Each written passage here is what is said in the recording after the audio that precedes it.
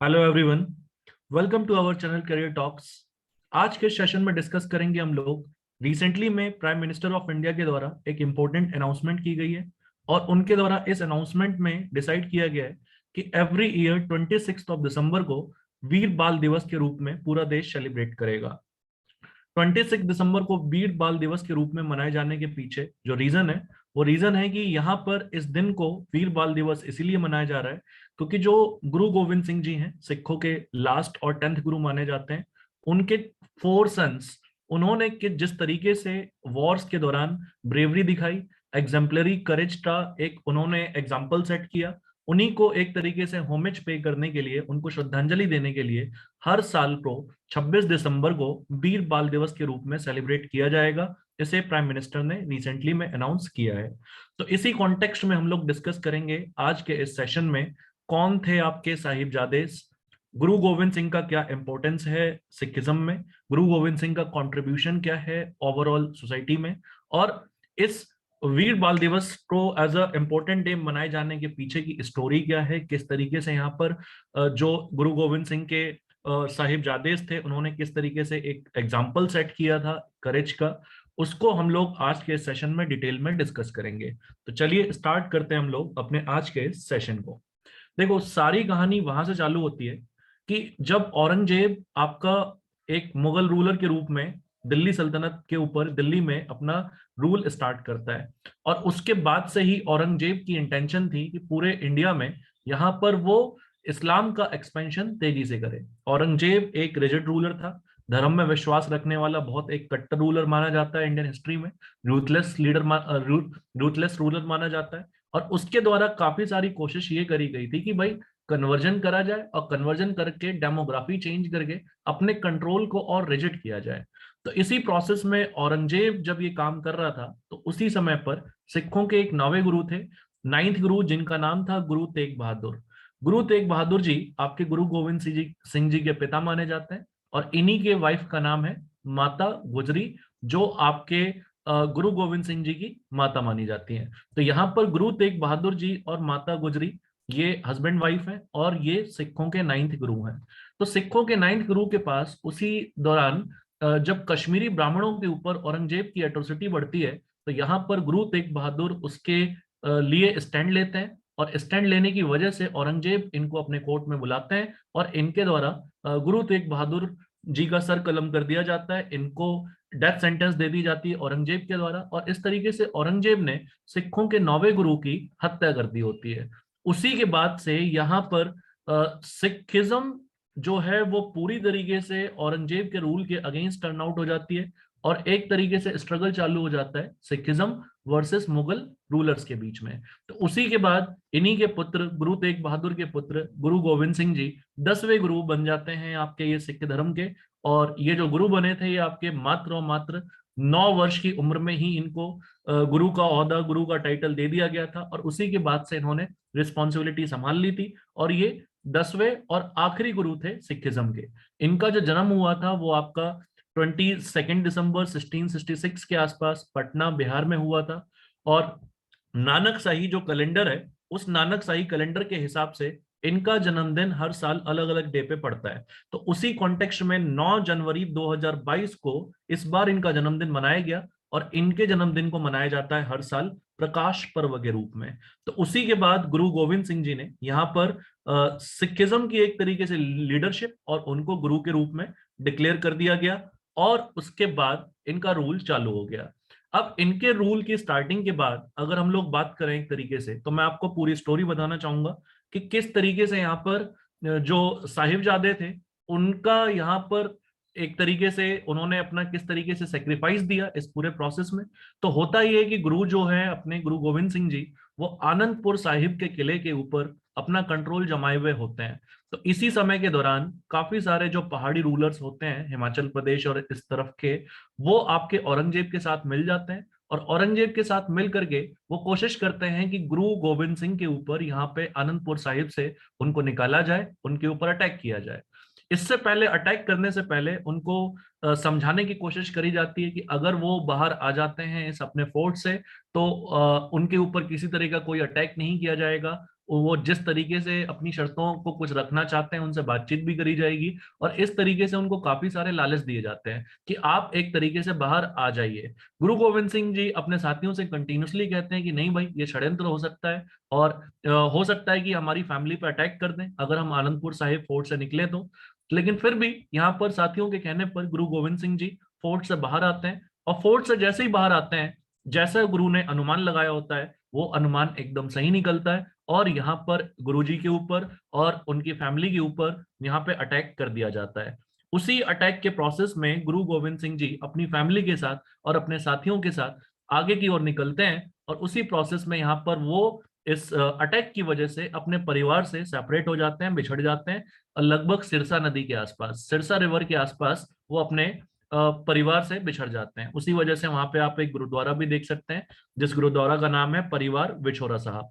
उसके बाद गुरु गोविंद सिंह जी अपने फैमिली में उनके साथ साथ जो होते हैं वो, एक तो उनकी माता होती हैं जिनका नाम माता गुजरी है, और साथ साथ उनके 4 साहिबजादे होते हैं। तो उनके जो 4 सन्स हैं उनकी अगर हम लोग बात करें, तो उसमें सबसे जो छोटे साहिबजादे हैं जिनका नाम है फतेह सिंह, उनकी उम्र होती है मात्र और मात्र 6 साल।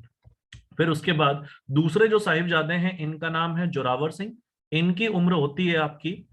9 साल। और फिर उसके बाद बाकी के जो इनके 2 पुत्र हैं उनका नाम है जुझार सिंह, और जुझार सिंह के बाद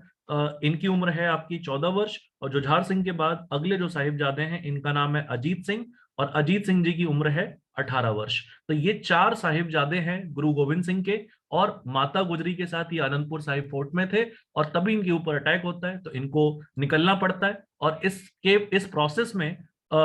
इनको अपने परिवार से अलग भी होना पड़ता है उसी अटैक के दौरान। तो होता क्या है कि माता गुजरी जी और फतेह सिंह और जोरावर सिंह, ये तीनों एक साथ निकल लेते हैं एक डिफरेंट डायरेक्शन में, और गुरु जो है वो इस अटैक के अगेंस्ट अपने साथियों को डिफेंड करने के लिए और एक नई स्ट्रेटेजी को डेवलप करने के लिए जुझार सिंह और अजीत सिंह जी के साथ अपने साथियों के साथ निकल लेते हैं एक अलग डायरेक्शन की तरफ। उसी प्रोसेस में यहाँ पर गुरु और इनके 2 साहिबजादे यहाँ पर सिरसा नदी को पार करते हैं और रोपड़ के पास यहाँ पर रुकते हैं, और फिर रात रात में रोपड़ के पास रुकने के बाद वो पहुंच जाते हैं चमकौर दी गढ़ी। जैसे ही वो चमकौर दी गढ़ी पहुंचते हैं, जो मुगल सेना है वो इनके पीछे लगी हुई होती है, और यहाँ पे लड़ी जाती है एक बहुत ही फियर्स बैटल, बहुत ही फियर्स बैटल यहाँ पे लड़ी जाती है। और इस प्रोसेस में मुगलों की सेना का जो नेतृत्व कर रहे थे, वो नेतृत्व किया जा रहा था वजीर खान के द्वारा, जिस जो नवाब ऑफ सर हिंद भी कहा जाता है जिसे। तो इसके द्वारा यहाँ पर नेतृत्व किया जा रहा था मुगल फोर्सेस का, और जो ये लड़ रहे थे वो लड़ रहे थे आपके खालसा फोर्सेस के अगेंस्ट, और खालसा फोर्सेस का जो नेतृत्व कर रहे थे वो आपके गुरु गोविंद सिंह जी कर रहे थे। तो उसी के बाद जो ये बैटल होती है, इसी बैटल को जाना जाता है बैटल ऑफ चमकौर के नाम से। और इसी बैटल ऑफ चमकौर में कहा यह जाता है कि मुगलों की आपकी लाखों की सेना थी, और वहां पे एक एक खालसा मुगलों के लाखों सेना से भिड़ रहा था, और यहीं पे गुरु गोविंद सिंह जी कहते हैं कि एक खालसा 1.25 लाख फोर्स के बराबर है। तो वहां पर यह युद्ध लड़ा जाता है, और इस युद्ध में जो भी इंटेंशन होते हैं मुगलों की सेना के, वो बिल्कुल भी वो पूरा नहीं कर पाते हैं, और एक चमकौर दी बैटल ऑफ चमकौर में एक सेटबैक झेलने को मिलता है। 40 जो खालसा यहाँ पे सपोर्टर्स होते हैं, फोर्सेस होते हैं, वो यहाँ पर मुगल सेना को एक तरीके से मान लीजिए आप ऑलमोस्ट डिफीट कर देते हैं, उनको आगे बढ़ने का मौका नहीं देते हैं। इस तरीके से बैटल ऑफ चमकौर लड़ा गया। लेकिन इस बैटल ऑफ चमकौर में जो गुरु गोविंद सिंह जी के 2 साहिबजादे थे, जिनका नाम, एक का नाम जुझार सिंह जी था, एक का नाम अजीत सिंह, इन दोनों का यहाँ पर ये मार्टर हो जाते हैं, इस युद्ध में लड़ते समय पर ये शहीद हो जाते हैं। और उसके बाद यहाँ पर गुरु गोविंद सिंह जी इस चमकौर के बाद अगले बैटल की प्रिपरेशन करने लगते हैं। हालांकि गुरु गोविंद सिंह जी से कहा गया था यहाँ पर कि वो अपने पुत्र और खुद को लेकर के सेफली निकल जाएं, हम मुगल सेना को यहाँ पर डिफेंड कर लेंगे। लेकिन गुरु गोविंद सिंह जी ने कहा कि ये केवल ये मेरे 2 पुत्र नहीं, आप सब भी मेरे पुत्र हैं, और उन्होंने स्टैंड लिया यहाँ पर, और इस बैटल के लिए वो फियर्सली यहाँ पर अपने पुत्रों के साथ उन्होंने इस युद्ध को लड़ा। इसी प्रोसेस में यहाँ पर जो माता गुजरी हैं वो अपने गुरु गोविंद सिंह जी के 2 साहिबजादे और फतेह सिंह और जोरावर सिंह के साथ निकल जाती हैं दूसरे विलेज की तरफ, और इनके साथ इनका एक फॉर्मर कुक जो होता है जिसका नाम गंगाराम होता है, वो इनको लेकर के आपका खेड़नी विलेज की तरफ, खेरही विलेज की तरफ निकलने की कोशिश करता है। उनको कहता है कि आप मेरे गांव चलें, आप मेरे गांव में एकदम सेफ रहेंगे, और इनको अपने साथ ले जाने की वो कोशिश करता है। अब इसके बाद यहाँ पर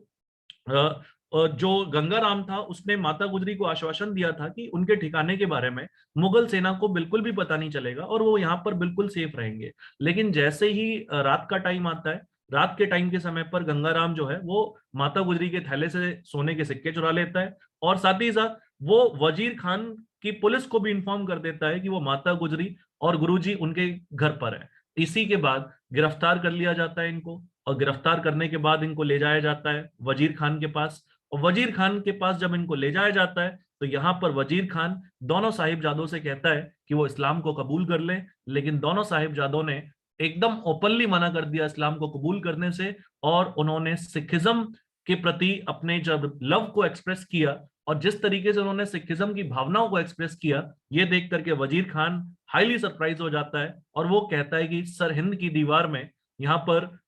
इन दोनों को जिंदा चुनवा दिया जाए। फिर उसके बाद उसी प्रोसेस में इनका सर भी कलम कर दिया जाता है, और इस तरीके से गुरु के दोनों बाकी साहिबजादे भी इस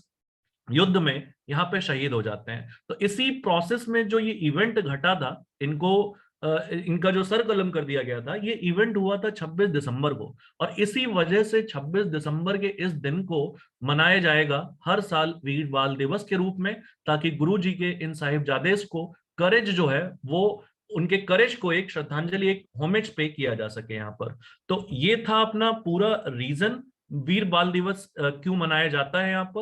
यहाँ पर रीजंस क्या है इसके पीछे, और इसी वजह से हर साल को वीर बाल दिवस के रूप में मनाया जाएगा। देखो, गुरु गोविंद सिंह जी भी सिखों के जो 10वें गुरु हैं, वो काफी इंपॉर्टेंट कॉन्ट्रीब्यूशंस के लिए यहाँ पे जाने जाते हैं। इन्होंने, इनके द्वारा ही जो प्रिंसिपल है खालसा का प्रिंसिपल, और सिखिज्म को एक वॉरियर कॉम में बदलने का जो पूरा एफर्ट है, वो उसका क्रेडिट गुरु गोविंद सिंह जी को जाता है। यहाँ पर इन्होंने टर्बन को इंट्रोड्यूस किया था सिखिज्म के अंदर, साथ ही साथ इन्होंने खालसा के प्रिंसिपल्स को इंट्रोड्यूस किया था। इन्होंने 5K का प्रिंसिपल सिखिज्म को दिया, जिसमें 5K में केश, कंघा, काड़ा, कृपान और कछेड़ा, ये 5 जो केस हैं, ये हर सिख को अपनाना चाहिए, ये प्रिंसिपल इन्होंने दिया था। और हर खालसा जो है, खालसा का मतलब होता है प्योर, तो हर खालसा वॉरियर को इससे अटैच रहना चाहिए यहाँ पर। ठीक है, उन्होंने खालसा वॉरियर्स के लिए कई सारे रूल्स एंड रेगुलेशन भी सेट किए थे कि किस तरीके से एक खालसा वॉरियर को अब्सटेन करना चाहिए टोबैको से, अल्कोहल से,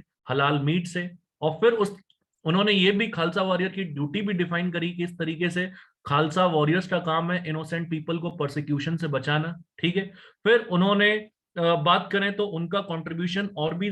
अदर कंट्रीब्यूशंस देखें तो वहां पर उनका कुछ लिटरेरी में भी कंट्रीब्यूशन है, जैसे जाप साहिब की बात करें या बेंटी चौपाई की बात करें, अमृत सवाई की बात करें। उनके द्वारा एक इंपॉर्टेंट बुक भी लिखी गई थी जफरनामा, जिसमें उन्होंने एक खत लिखा था मुगल एम्पर औरंगजेब को। और साथ ही साथ उनके द्वारा इंपॉर्टेंट बैटल्स भी लड़े गए मुगलों के साथ, जिसमें battle of Anandpur, battle of Chamkaur, battle of Muktsar, ये इंपॉर्टेंट बैटल्स हैं। और इन्हीं बैटल को लड़ते हुए यहाँ पे गुरु गोविंद सिंह जी ने अपनी माता को भी खो दिया था, अपने बच्चों को भी खो दिया था, उनके बाकी के साहिबजादों की भी डेथ हो गई थी। और इस तरीके से यहाँ पर गुरु गोविंद सिंह जी हमेशा के लिए अमर हो गए मुगलों के साथ युद्ध करते समय पर। और यहाँ पर इस तरीके से इसी इवेंट को सेलिब्रेट करने के लिए, इसी इवेंट को याद रखने के लिए प्राइम मिनिस्टर के द्वारा यहाँ पे अनाउंस किया गया है 26 दिसंबर को वीर बाल दिवस के रूप में। तो ये था आज का पूरा सेशन। आई होप आपको इसके पीछे की रैशनैलिटी समझ में आई, इस दिन की इंपॉर्टेंस समझ में आई, और इस दिन को रिकॉग्नाइज करना कितना इंपॉर्टेंट है उसका रीजन आपको समझ में आया। So I guess I have clearly explain this topic. और अगर आपको ये अच्छा लगा तो आप इसे लाइक कर सकते हैं, शेयर कर सकते हैं, सब्सक्राइब कर सकते हैं। So that's all from my side everyone. Thank you and have a good day to all of you.